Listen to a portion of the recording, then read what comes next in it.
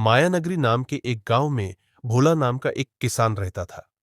भोला बहुत मेहनती, ईमानदार और दयालु था। उसकी शादी नहीं हुई थी और वह अकेले ही अपनी छोटी सी जमीन पर मेहनत करके गुजारा करता था। ऐसे ही मेहनत करूंगा तो फसल अच्छी होगी और धीरे धीरे पैसे जमा कर लूंगा।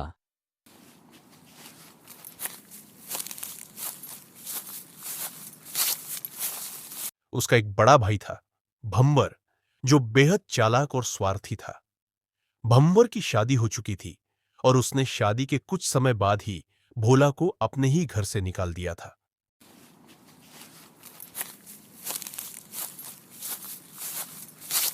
उसने परिवार की ज्यादातर जमीन भी हड़प ली थी और भोला को केवल एक छोटा सा हिस्सा दिया था। लेकिन भोला ने हार नहीं मानी। उसने अपने छोटे से खेत में कड़ी मेहनत की और कुछ ही सालों में अच्छी कमाई कर ली। इस बार फसल बहुत अच्छी हुई है और पैसे भी जमा हो गए हैं। फसल कटने के बाद एक सुंदर घर बनाऊंगा। धीरे धीरे उसने एक अच्छा सा घर भी बना लिया। दूसरी ओर भंवर और उसकी पत्नी सीमा अपनी जमीन से मुश्किल से गुजारा कर पाते थे। जब उन्होंने भोला की तरक्की देखी तो उनके मन में जलन पैदा हो गई। ना जाने ये भोला ऐसा क्या करता है जो जमीन के छोटे से टुकड़े से भी इतनी ज्यादा फसल पैदा कर लेता है और हम बहुत ज्यादा जमीन से भी कम फसल पैदा कर पाते हैं। एक दिन सीमा ने भंवर से कहा, क्यों ना हम भोला को अपने साथ रख ले। मेरे पास एक योजना है। हम भोला को कुछ दिन हमारे पास रख लेते हैं, उसको बहुत प्यार दुलार से रखेंगे, उसका भरोसा जीत लेंगे, फिर मौका पाते ही उसका घर और खेत हड़प लेंगे। भंवर को यह योजना जंच गई। उन्होंने भोला को मीठी बातों में फंसा लिया। भोला तू कब तक अकेले रहेगा? क्यों ना तू हमारे साथ रहने लग जा, दोनों मिलकर और अच्छी फसल उगाएंगे। आपकी जैसी इच्छा भैया, आपकी खुशी में मेरी खुशी है। और भोला अपने स्वभाव के अनुसार उनके साथ रहने के लिए तैयार हो गया। कुछ दिन तक सब ठीक चला। एक दिन भंवर ने भोला से कहा, तेरी भाभी की तबीयत ठीक नहीं रहती और नया घर साफ सुथरा है, क्यों ना हम उसमें रहने लगें और तू पुराने घर में रह जाए। भोला ने बिना कुछ सोचे मान लिया।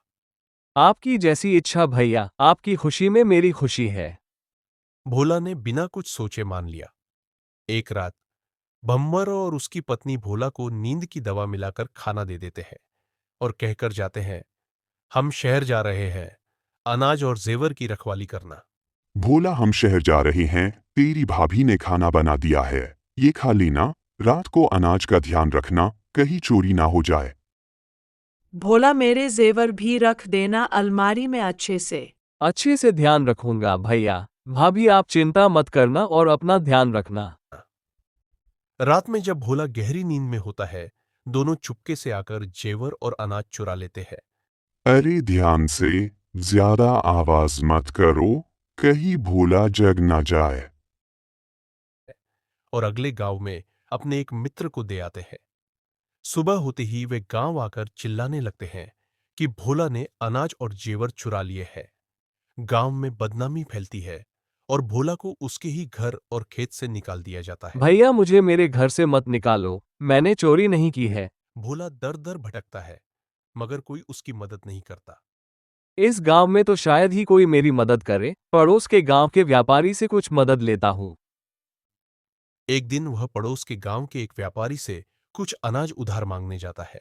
सेठ जी, मुझे कुछ पैसे और अनाज उधार दे दीजिए, मुझ पे संकट आन पड़ा है। व्यापारी पूछता है, तुम तो अच्छी खेती करते थे, अब यह हाल क्यों? भोला सारी बात बता देता है। व्यापारी हैरान होकर कहता है, कुछ दिन पहले तो तुम्हारे भाई भाभी मेरे पास ही जेवर और अनाज बेचकर गए थे। सेठ जी ये अनाज और जेवर आप खरीद लीजिए, हमें पैसों की बहुत जरूरत है। भंवर, तुम तो ज्यादा फसल नहीं उगा पाते हो, फिर तुम इतना सारा अनाज कहाँ से लाए हो?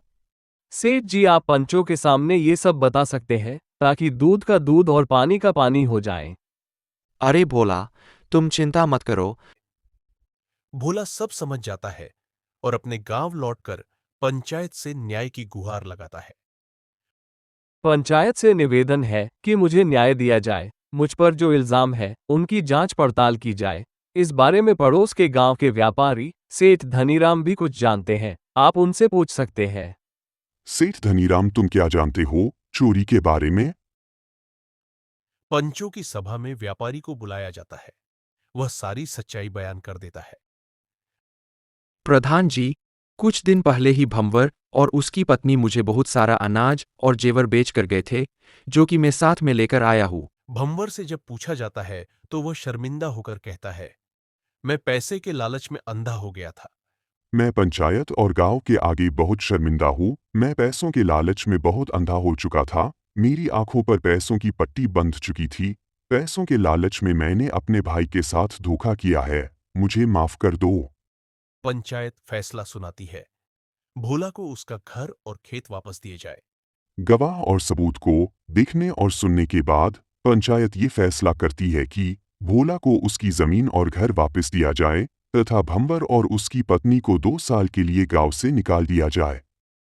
सच कहते हैं लोग कि जीत हमेशा सच्चाई की ही होती है।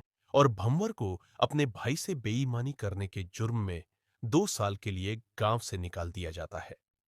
सीख, लालच एक ऐसा फल है जिसे जिसने भी खाया उसने पछताया। बेईमानी करोगे तो रहोगे परेशान से, ईमानदारी रखोगे तो जियोगे शान से।